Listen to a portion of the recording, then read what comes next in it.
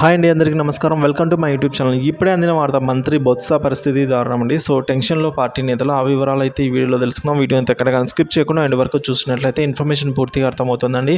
Video నచ్చినట్లయితే ఒక like చేయండి. ఇంకా సబ్స్క్రైబ్ అవునట్టయితే మన ఛానల్ వెంటనే సబ్స్క్రైబ్ చేసుకోవడం ద్వారా నేను చేసే లేటెస్ట్ అప్డేట్ న్యూస్ మీ వరకు రీచ్ అవుతాయి. వివరాలు చూసుకున్నట్లయితే, సొంత ఇలాకా చీపురుపల్లిలో మంత్రి బొత్స సత్యనారాయణకి గట్టి ఎదురుదెబ్బ తగిలిందండి. సో అసెంబ్లీ ఎన్నికల వేళ కీలక నేత వైసీపీని అయితే వీడడం జరిగింది.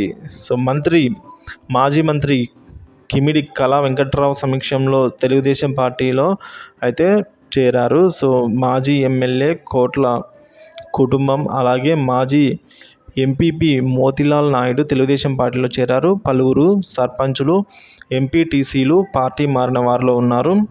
మరొక మండలంలో అయితే 300 కుటుంబాలు వైసీపీని వీడాయి. సో అందులో అందరినీ కళా వెంకట్రావు స్థానిక నేతలు సాధారణంగా పార్టీలోకి అయితే ఆహ్వానించారండి. అసెంబ్లీ ఎన్నికల వేళ సొంత నియోజకవర్గంలో మంత్రి బొత్సకు షాక్ తగిలినట్టయింది. సో పార్టీ మారిన శ్రేణులతో నియోజకవర్గంలో తెలుగుదేశం పార్టీ బలం అయితే మరింత పెరిగినట్టు అవుతుందని టీడీపీ నేతలు అయితే అంటూ ఉన్నారు. సో ఈ విధంగా అయితే వివరాలు ఇలా అయితే ఉన్నాయండి.